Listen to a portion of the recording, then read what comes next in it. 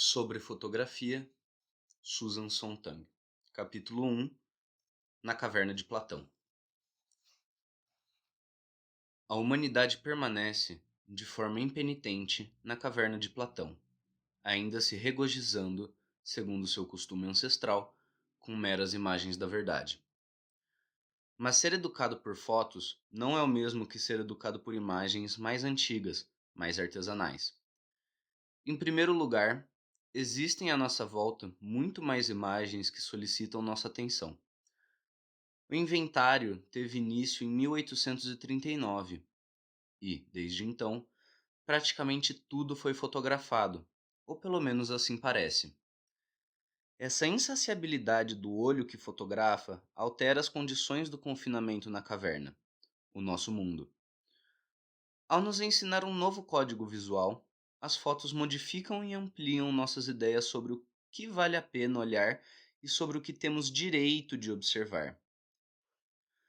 Constituem uma gramática e, mais importante ainda, uma ética do ver.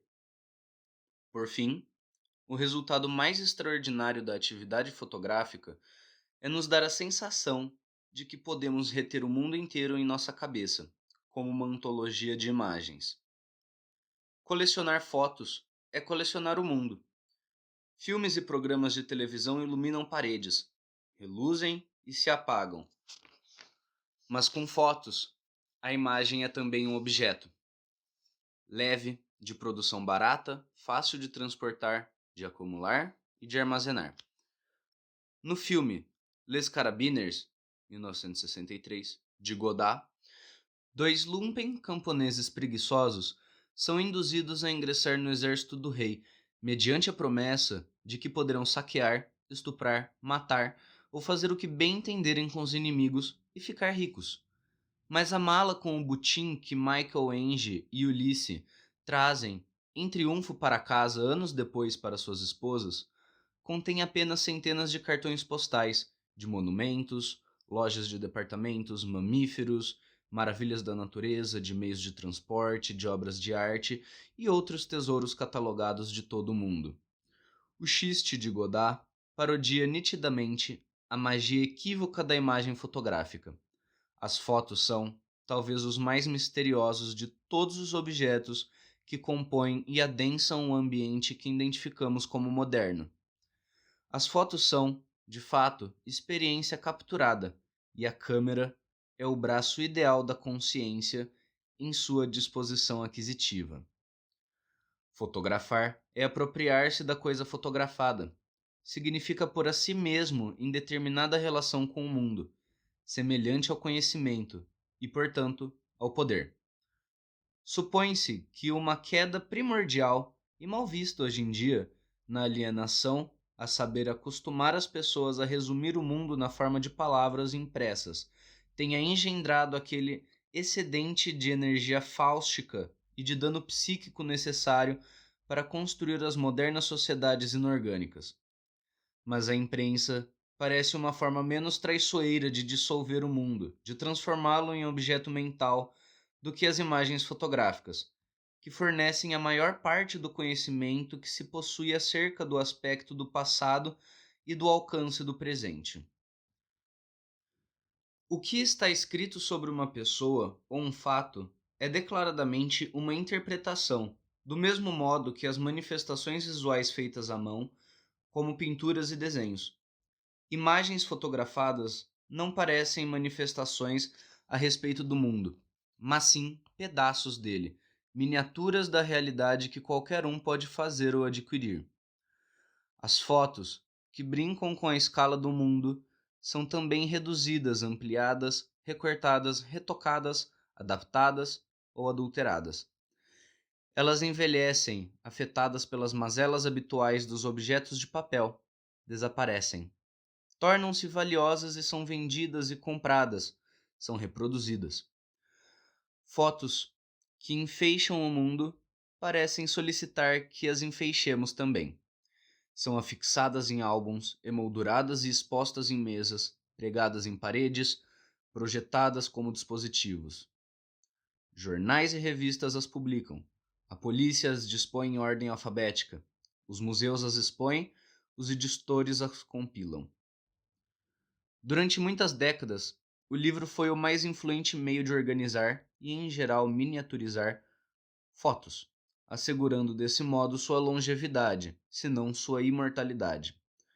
Fotos são objetos frágeis, fáceis de rasgar e de extraviar, e um público mais amplo.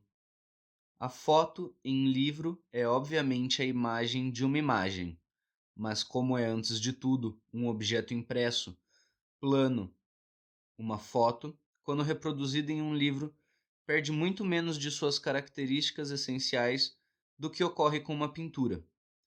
Contudo, o livro não é um instrumento plenamente satisfatório para pôr o grupo de fotos em ampla circulação. A sequência em que as fotos devem ser vistas está sugerida pela ordem das páginas, mas nada constrange o leitor a seguir a ordem recomendada, nem indica o tempo a ser gasto em cada foto. O filme Seja Vais Quatre Domain, de 1966, por Chris Maker, uma reflexão argumentante orquestrada sobre fotos de todos os tipos e temas, sugere um modo mais sutil e mais rigoroso de enfeixar e ampliar fotos.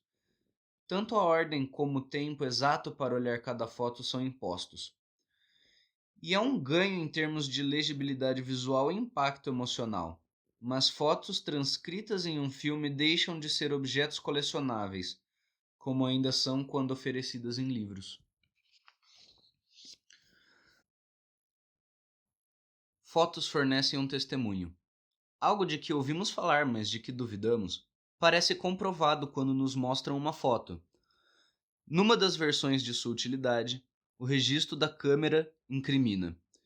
Depois de inaugural do seu uso pela polícia parisiense no cerco aos Communards, em junho de 871, as fotos tornaram-se uma útil ferramenta dos estados modernos na vigilância e no controle de suas populações, cada vez mais móveis. Numa outra versão de sua utilidade, o registro da câmera justifica. Uma foto equivale a uma prova incontestável de que determinada coisa aconteceu. A foto pode distorcer, mas sempre existe o pressuposto de que algo existe ou existiu e era semelhante ao que está na imagem. Quaisquer que sejam as limitações, por amadorismo, ou as pretensões, por talento artístico, do fotógrafo individual, uma foto, qualquer foto, parece ter uma relação mais inocente e, portanto, mais acurada com a realidade visível do que outros objetos miméticos. Os virtuosos da imagem nobre, como Alfred Stieglitz e Paul Strand, que compuseram fotos de grande força e inesquecíveis durante décadas, ainda tensionavam, antes de tudo, mostrar algo que existe, assim como o dono de uma Polaroid, para quem as fotos são uma forma prática e rápida de tomar notas, ou o fotógrafo compulsivo, com a sua Brownie, que tira instantâneos como souvenirs da vida cotidiana. Enquanto uma pintura ou uma descrição em prosa jamais podem ser outra coisa que não uma interpretação estritamente seletiva, pode-se tratar uma foto como uma transparência estritamente seletiva. Porém, apesar da presunção de veracidade que confere autoridade, interesse e sedução a todas as fotos, a obra que os fotógrafos produzem não constitui uma exceção genérica ao comércio usualmente nebuloso entre a arte e a verdade. Mesmo quando os fotógrafos estão muito mais preocupados em espelhar a realidade, ainda são assediados por imperativos de gosto e de consciência. Os componentes imensamente talentosos do projeto fotográfico do final da década de 1930, chamado Contribuição para a Segurança no Trabalho nas Fazendas, entre as quais estavam Walker Evans, Dorothea Lange, Ben Shahn e Russell Lee, tiveram inúmeras fotos frontais de um de seus meeiros até se convencerem de que haviam captado no filme a feição exata, a expressão precisa do rosto da figura fotografada, capaz de amparar suas próprias ideias sobre pobreza, luz, dignidade, textura, exploração e geometria. Ao decidir que aspecto deveria ter uma imagem, ao preferir uma exposição a outra, os fotógrafos sempre impõem padrões a seus temas. Embora, em certo sentido, a câmera, de fato, capture a realidade, não apenas a interprete, as fotos são uma interpretação do mundo tanto quanto as pinturas e os desenhos. Aquelas ocasiões em que tirar fotos é relativamente imparcial, indiscriminado e desinteressado não reduzem o didatismo da atividade em seu todo. Essa mesma passividade e ubiquidade do registro fotográfico constitui a mensagem da fotografia, sua agressão. Imagens que idealizam, a exemplo da maioria das fotografias de moda e de animais, não são menos agressivas do que obras que fazem da banalidade uma virtude, como fotos de turmas escolares, naturezas mortas, do tipo mais árido e retratos de frente e de perfil de um criminoso. Existe uma agressão implícita em qualquer emprego da câmera. Isso está tão evidente nas duas primeiras décadas gloriosas da fotografia, 1840 e 1850, quanto em todas as décadas seguintes, durante as quais a tecnologia permitiu uma difusão sempre crescente da mentalidade que encara o mundo como uma coleção de fotos potenciais. Mesmo para mestres tão pioneiros como David Octavius Hill e Julia Margaret Cameron, que usavam a câmera como um meio de obter imagens à maneira de um pintor, o intuito de tirar fotos situava-se a uma grande distância dos propósitos dos pintores. Desde o seu início, a fotografia implicava a captura do maior número possível de temas. A pintura jamais teve um objetivo tão imperioso. A subsequente industrialização da tecnologia da câmera apenas cumpriu uma promessa inerente à fotografia, desde seu início: democratizar todas as experiências ao traduzi-las em imagem. Aquela época em que tirar fotos demandava um aparato caro e complicado, o passatempo dos hábeis, dos ricos e dos obsessivos, parece de fato distante da era das cômodas câmeras de bolso, que convidam qualquer um a tirar fotos. As primeiras câmeras feitas na França e na Inglaterra, no início da década de 1840, só contavam com os inventores e os aficionados para operá-las, uma vez que, na época, não existiam fotógrafos profissionais, não poderia tampouco haver amadores, e tirar fotos não tinha nenhuma utilidade social clara. Tratava-se de uma atividade gratuita, ou seja, artística, embora com poucas pretensões a ser uma arte. Foi apenas com a industrialização que a fotografia adquiriu a merecida reputação de arte. Assim como a industrialização propiciou o uso social para as atividades do fotógrafo, a reação contra esses usos reforçou a consciência da fotografia como arte.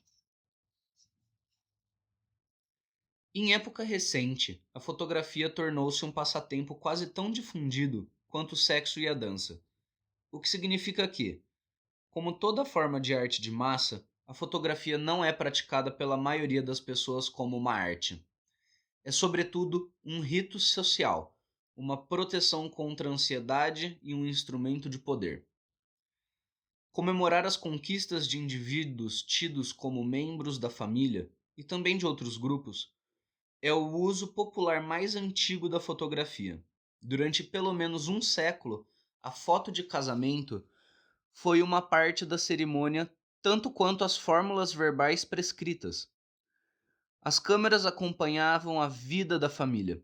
Segundo um estudo sociológico feito na França, a maioria das casas tem uma câmera, mas as casas em que há crianças têm uma probabilidade 2 vezes maior de ter pelo menos uma câmera em comparação com as casas sem crianças. Não tirar fotos dos filhos, sobretudo quando pequenos, é sinal de indiferença paterna, assim como não comparecer à foto de formatura é um gesto de rebeldia juvenil. Por meio de fotos, cada família constrói uma crônica visual de si mesma, um conjunto portátil de imagens que dá testemunho de sua coesão. Pouco importam as atividades fotografadas, contanto que as fotos sejam tiradas e estimadas. A fotografia se torna um rito da vida em família exatamente quando, nos países em industrialização na Europa e na América, a própria instituição da família começa a sofrer uma reformulação radical. Ao mesmo tempo que essa unidade claustrofóbica, a família nuclear, era talhada de um bloco familiar muito maior, a fotografia se desenvolvia para celebrar e reafirmar simbolicamente a continuidade ameaçada e a decrescente amplitude da vida familiar. Esses vestígios espectrais, as fotos, equivalem à presença simbólica dos pais que debandaram. Um álbum de fotos de família é, em geral, um álbum sobre a família ampliada e muitas vezes tudo o que dela resta. Assim como as fotos dão às pessoas a posse imaginária de um passado irreal, também as ajudam a tomar posse de um espaço em que se acham inseguras. Assim, a fotografia desenvolve-se na esteira de uma das atividades modernas mais típicas, o turismo. Pela primeira vez na história, pessoas viajam regularmente, em grande número, para fora de seu ambiente habitual, durante breves períodos. Parece decididamente anormal viajar por prazer sem levar uma câmera. As fotos oferecerão provas incontestáveis de que a viagem se realizou, de que a programação foi cumprida, de que houve diversão. As fotos documentam sequência de consumo realizadas longe dos olhos da família, dos amigos, dos vizinhos. Mas a dependência da câmera, como o equipamento que torna real aquilo que a pessoa vivencia, não se enfraquece quando as pessoas viajam mais.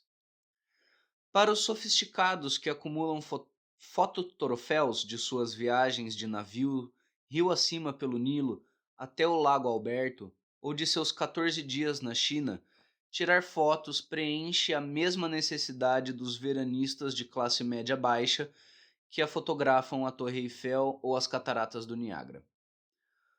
Um modo de atestar a experiência, tirar fotos é também uma forma de recusá-la.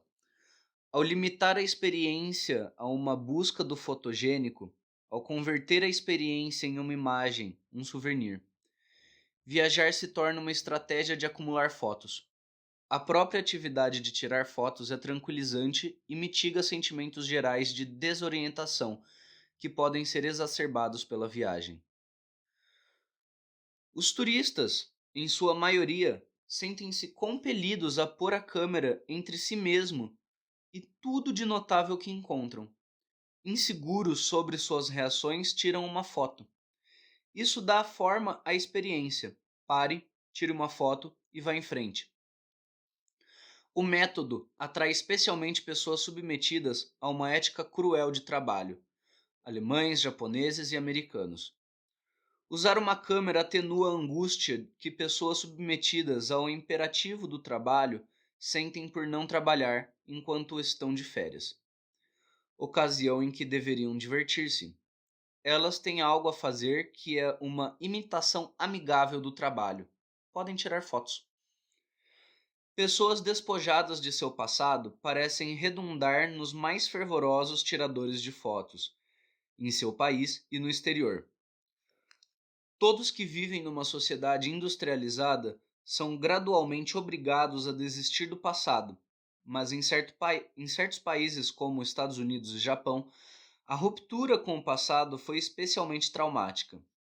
No início da década de 1970, a lenda do turista americano atrevido dos anos 50 e 60, cheia de dólares e de vulgaridade, foi substituída pelo mistério do turista japonês, que se locomove em grupos, recentemente liberto de sua ilha-prisão graças ao milagre do iene sobrevalorizado, em geral munido de duas câmeras, uma em cada lado do corpo. A fotografia tornou-se um dos principais expedientes para experimentar alguma coisa, para dar uma aparência de participação. Um anúncio de página inteira mostra um pequeno grupo de pessoas de pé, apertadas umas contra as outras, olhando para fora da foto, e todos, exceto uma, parecem espantadas, empolgadas, aflitas. O único que tem uma expressão diferente segura uma câmera junto ao olho. Ele parece seguro de si, quase sorrindo, enquanto os demais são espectadores passivos, nitidamente alarmados. Ter uma câmera transformou uma pessoa em algo ativo, um voyeur. Só ele dominou a situação. O que veem essas pessoas? Não sabemos. E não importa. É um evento, algo digno de se ver e, portanto, digno de se fotografar. O texto do anúncio, letras brancas ao longo da faixa escura que corresponde ao terço inferior da foto, como notícias que chegam por uma máquina de teletipo, consiste em apenas 6 palavras: Praga, Woodstock, Vietnã, Sapporo, Londonderry, Laika. Esperanças esmagadas, farras de jovens, guerras coloniais e esportes de inverno são semelhantes, igualados pela câmera. Tirar fotos estabeleceu uma revelação voyeurística crônica com o mundo, que nivela o significado de todos os acontecimentos. Uma foto não é apenas o resultado de um encontro entre um evento e um fotógrafo. Tirar fotos é um evento em si mesmo e dotado dos direitos mais categóricos: interferir, invadir ou ignorar. Não importa o que estiver acontecendo. Nosso próprio senso de situação articula-se agora pelas intervenções da câmera. A onipresença de câmera sugere, de forma persuasiva, que o tempo consiste em eventos interessantes, eventos dignos de ser fotografados. Isso, em troca, torna fácil sentir que qualquer evento, uma vez em curso, e qualquer que seja seu caráter moral, deve ter caminho livre para prosseguir até se completar. De modo que outra coisa possa vir ao mundo, a foto. Após o fim do evento, a foto ainda existirá, conferindo ao evento uma espécie de imortalidade e de importância, que de outro modo ele jamais desfrutaria. Enquanto pessoas reais estão no mundo real matando a si mesmas ou matando outras pessoas reais, o fotógrafo se põe atrás de sua câmera, criando um pequeno elemento de outro mundo, o mundo imagem, que promete sobreviver a todos nós. Fotografar é, em essência, um ato de não intervenção. Parte do horror de lances memoráveis do fotojornalismo contemporâneo, como a foto do monge vietnamita que segura uma lata de gasolina, a do guerrilheiro bengali no instante em que golpeia com a baioneta um traidor amarrado, decorre da consciência de que se tornou aceitável em situações em que o fotógrafo tem de escolher entre uma foto e uma vida, opta pela foto. A pessoa que interfere não pode registrar. A pessoa que registra não pode interferir. O famoso filme de Dziga Vertov, Um Homem com uma Câmera, de 1929, oferece a imagem ideal do fotógrafo como alguém em perpétuo movimento, alguém que se desloca em um panorama de eventos díspares com tamanha agilidade e rapidez que qualquer intervenção está fora de questão. Janela Indiscreta, de 1954, de Hitchcock, oferece a imagem complementar. O fotógrafo representado por James Stewart tem uma relação intensificada com um determinado evento por meio de sua câmera, justamente porque está com a perna quebrada e confinado a uma cadeira de rodas. Estar temporariamente imobilizado o impede de agir sobre aquilo que vê e torna ainda mais importante tirar fotos. Mesmo que incompatível com a intervenção num sentido físico, usar uma câmera é ainda uma forma de participação. Embora a câmera seja um posto de observação, o ato de fotografar é mais do que uma observação passiva. A exemplo do voyeurismo sexual, é um modo de, pelo menos tacitamente, e não raro explicitamente, estimular o que estiver acontecendo a continuar a acontecer. Tirar uma foto é ter um interesse pelas coisas como elas são, pela permanência do status quo, pelo menos enquanto for necessário para tirar uma boa foto. É estar em cumplicidade com o que quer que torne um tema interessante e digno de se fotografar, até mesmo quando for esse o foco de interesse, com a dor e a desgraça de outra pessoa.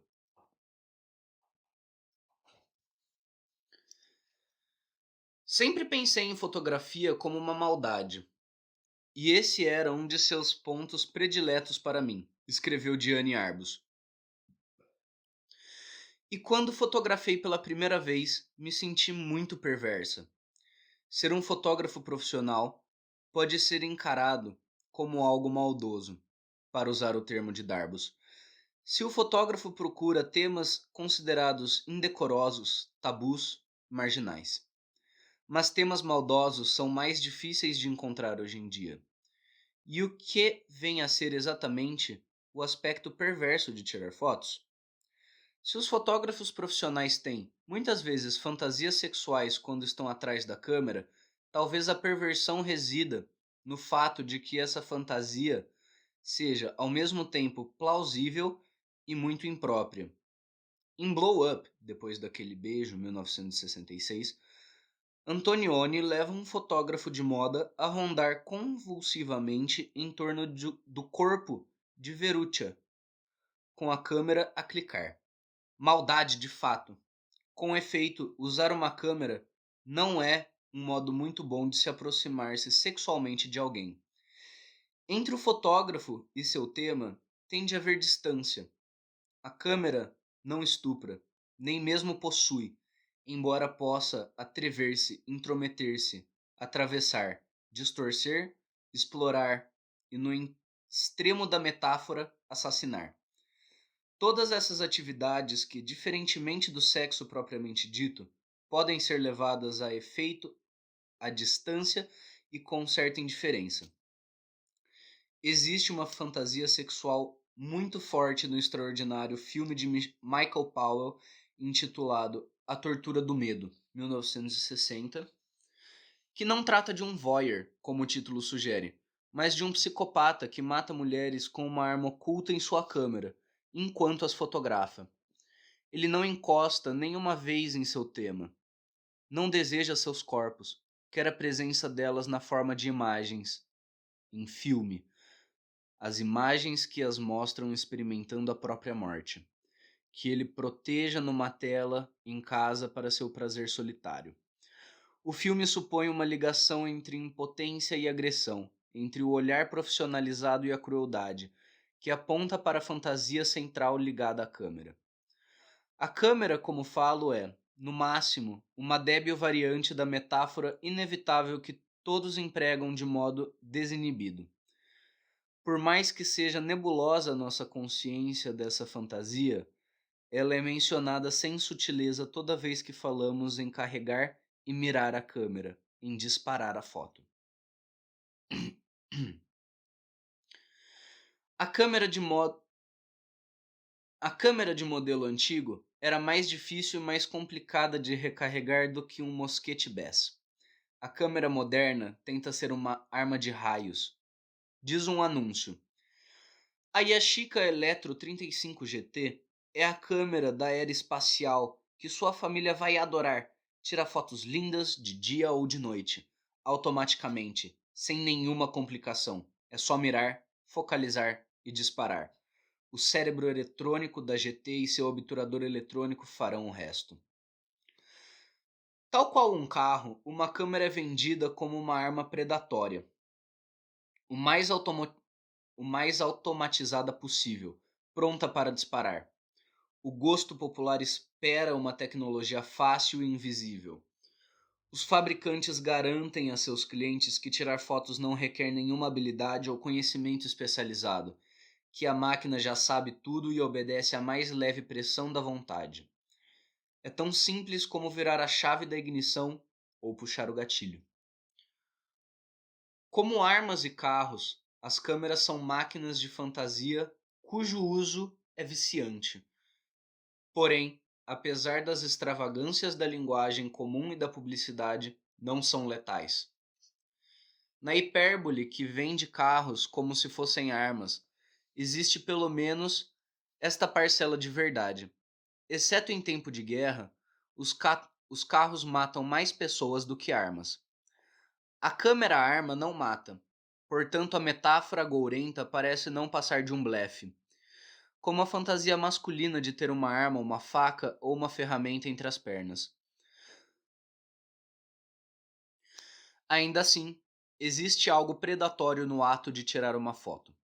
Fotografar pessoas é violá-las, ao vê-las como elas nunca se veem, ao ter delas um conhecimento que elas nunca podem ter. Transforma as pessoas em objetos que podem ser simbolicamente possuídos. Assim como a câmera é uma sublimação da arma, fotografar alguém é um assassinato sublimado, um assassinato brando, adequado a uma época triste e assustada. No fim, as pessoas talvez aprendam a encenar suas agressões mais com câmeras do que com armas. Porém, o preço disso será um mundo ainda mais afogado em imagens.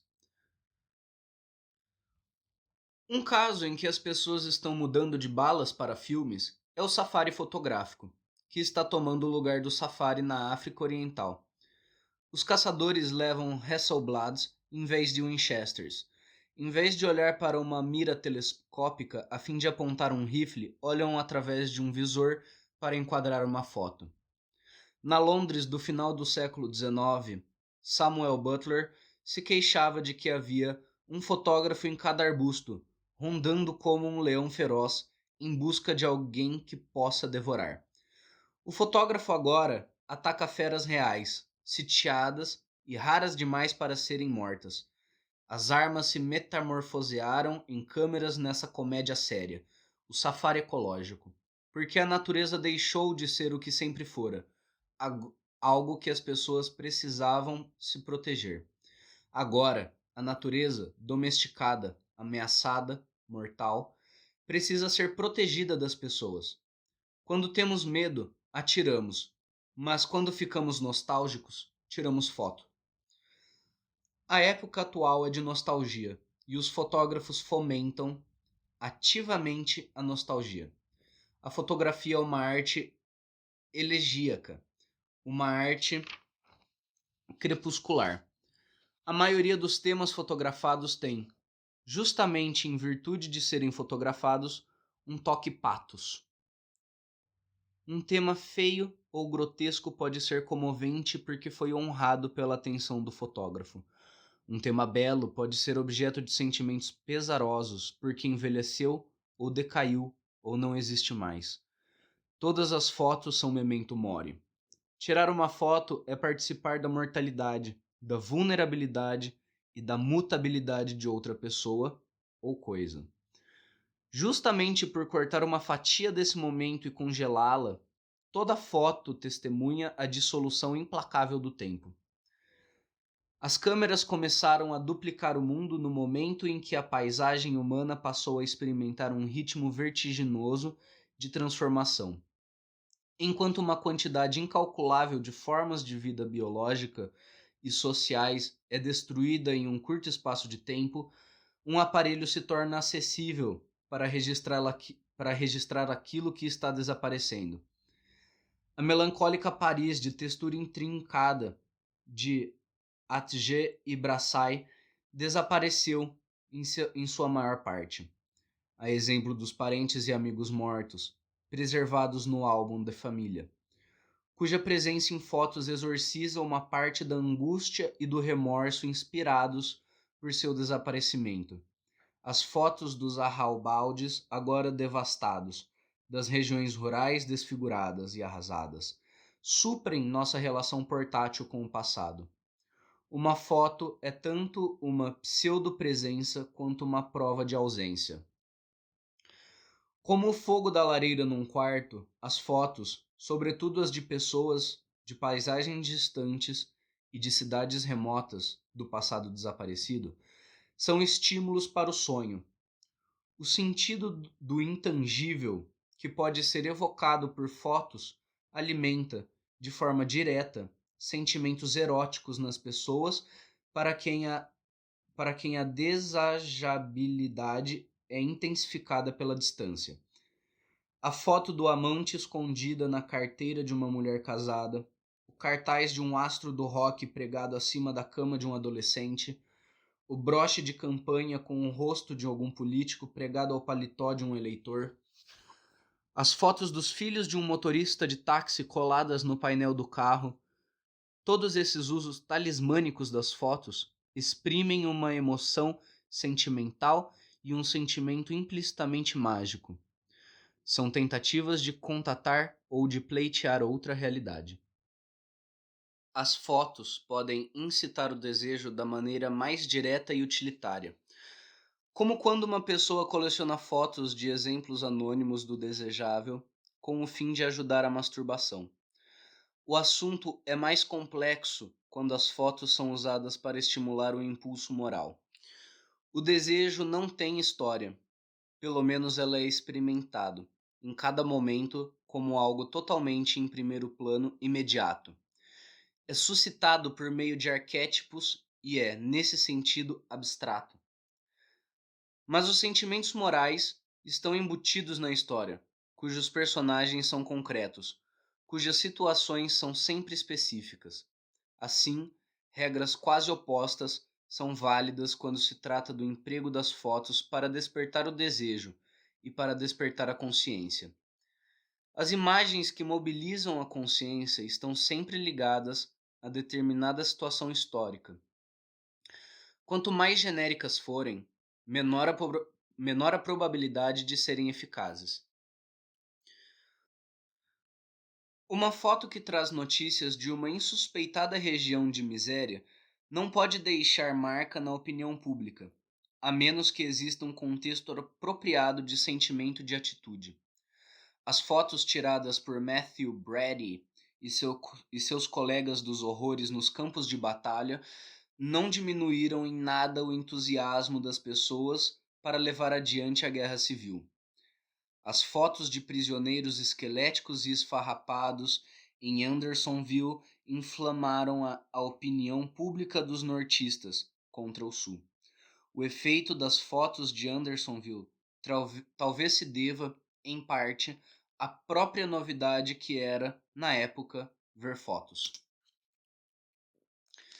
A compreensão política a que muitos americanos haviam chegado na década de 1960 lhes permitiu, ao olhar para fotos tiradas por Dorothea Lange, de descendentes de japoneses sendo transportados para os campos de prisioneiros na costa oeste dos Estados Unidos em 1942, reconhecer qual era, de fato, o tema das fotos. Um crime cometido pelo governo contra um grupo numeroso de cidadãos americanos. Poucas pessoas que viram essas fotos na década de 1940 poderiam ter uma reação tão inequívoca. O espaço para tal julgamento estava ocupado pelo consenso a favor da guerra.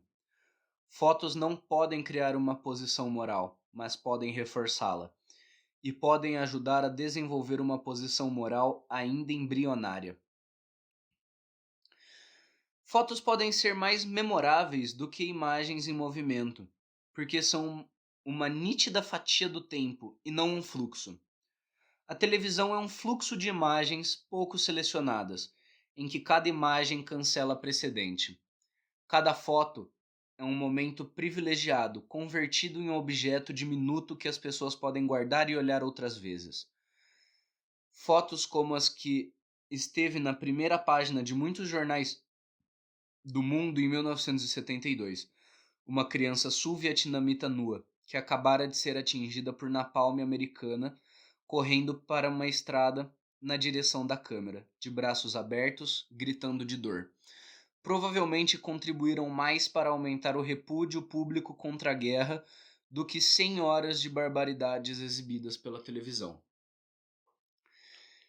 Seria bom imaginar que o público americano não teria se mostrado tão unânime em seu apoio à Guerra da Coreia se tivesse deparado com provas fotográficas da devastação da Coreia. Um ecocídio e um genocídio, em certos aspectos, ainda mais completo do que o infligido ao Vietnã uma década depois, mas a suposição é irrelevante. O público não viu tais fotos porque não havia, ideologicamente, espaço para elas. Ninguém trouxe para sua terra natal fotos da vida cotidiana em Pyongyang para mostrar que o inimigo tinha um rosto humano, a exemplo das fotos que Felix Green e Mark Ribald trouxeram de Hanoi. Os americanos tiveram acesso às fotos de sofrimento dos vietnamitas.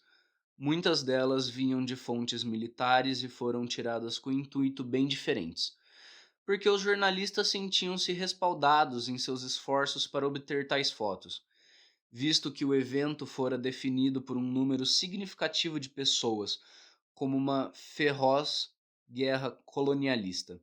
A Guerra da Coreia foi entendida de outra forma, como parte da justa luta pelo mundo livre contra a União Soviética e a China. E admitida essa caracterização, as fotos da crueldade do ilimitado poder de fogo americano não seriam pertinentes. Embora um evento tenha passado a significar exatamente algo digno de se fotografar, ainda é a ideologia, no sentido mais amplo, que determina o que constitui um evento. Não pode existir nenhuma prova, fotográfica ou de outro tipo, de um evento antes que o próprio evento tenha sido designado e caracterizado como tal. E jamais é a prova fotográfica que pode construir, mais exatamente identificar, os eventos. A contribuição da fotografia sempre vem após a designação de um evento. O que determina a possibilidade de ser moralmente afetado por fotos é a existência de uma consciência política apropriada.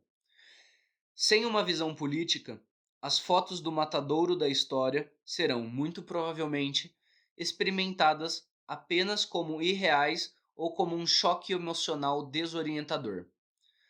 A natureza do sentimento, até de ofensa moral, que as pessoas podem manifestar em reação a fotos dos oprimidos, dos explorados, dos famintos e dos massacrados, depende também do grau de familiaridade que tenham com essas imagens. As fotos de Don McCullin, dos biafrenses magérrimos no início da década de 1970, produziram menos impacto para alguns do que as fotos de Werner Bischoff, das vítimas indianas da fome no início da década de 1950, porque estas imagens tornaram-se banais, e as fotos das famílias de tuaregues que morriam de fome na África subsaariana, publicadas em revistas de todo o mundo em 1973, devem ter parecido a muitos uma reprise insuportável de uma exibição de atrocidades agora já familiar. Fotos chocam na proporção em que mostram algo novo. Infelizmente, o custo disso não para de subir, em parte por conta da mera proliferação dessas imagens de horror. O primeiro contato de uma pessoa com o inventário fotográfico do horror supremo é uma espécie de revelação, a revelação prototipicamente moderna, uma epifania negativa. Para mim, foram as fotos de Bergen-Belsen e de Dachau com que topei por acaso numa livraria de Santa Mônica em julho de 1945. Nada que tinha visto, em fotos ou na vida real, me ferira de forma tão contundente, tão profunda, tão instantânea. De fato, parece-me plausível dividir minha vida em duas partes, antes de ver aquela foto, eu tinha 12 anos, e depois. Embora isso tenha ocorrido muitos anos antes de eu compreender plenamente do que elas se tratavam. Que bem me fez ver essas fotos? Eram apenas fotos, de um evento do qual eu pouco ouvira falar e no qual eu não podia interferir. Fotos de um sofrimento que eu mal conseguia imaginar e que eu não podia aliviar de maneira alguma. Quando olhei para essas fotos, algo se partiu. Algum limite foi atingido. E não só o do horror. Senti-me irremediavelmente aflita, ferida, mas uma parte de meus sentimentos começou a se retesar. Algo morreu, algo ainda está chorando. Sofrer é uma coisa, outra coisa é viver com imagens fotográficas do sofrimento. O que não reforça necessariamente a consciência e a capacidade de ser compassivo. Também pode corrompê-las. Depois de ver tais imagens, a pessoa tem aberto à sua frente o caminho para ver mais, e cada vez mais. As imagens paralisam, as imagens anestesiam. Um evento conhecido por meio de fotos certamente se torna mais real do que seria se a pessoa jamais tivesse visto as fotos. Pensem na Guerra do Vietnã. Para um contra-exemplo, pensem no arquipélago de Gulag, do qual não temos nenhuma foto. Mas após uma repetida exposição a imagens, o evento também se torna menos real. A mesma lei vigora para o mal e para a fotografia. O choque das atrocidades fotografadas se desgasta com a exposição repetida. Assim como a surpresa e o desnorteamento sentidos na primeira vez em que se vê um filme pornográfico se desgastam depois que a pessoa vê mais alguns, o sentimento de tabu que nos deixa indignados e pesarosos não é muito mais vigoroso do que o sentimento de tabu que rege a definição do que é obsceno. E ambos têm sido experimentados de forma dolorosa em anos recentes. O vasto catálogo fotográfico da desgraça e da injustiça em todo o mundo deu a todos certa familiaridade com atrocidades, levando o horrível a parecer mais comum, levando-o a parecer familiar, distante. É só uma foto, inevitável. Na época das primeiras fotos dos campos nazistas, nada havia de banal nessas imagens. Após 30 anos, talvez tenhamos chegado a um ponto de saturação. Nas últimas décadas, a fotografia consciente fez, no mínimo, tanto para amortecer a consciência quanto fez para despertá-la. O conteúdo ético das fotos é frágil, com a possível exceção das fotos daqueles horrores, como os campos nazistas, que adquiriram a condição de pontos de referência éticos. A maioria das fotos não conserva sua carga emocional. Uma foto de 1900, que na época produziu um grande efeito por causa de seu tema, hoje provavelmente nos comoveria por ser uma foto tirada em 1900. Os atributos e os intuitos específicos das fotos tendem a ser engolidos pelo pathos generalizado do tempo pretérito.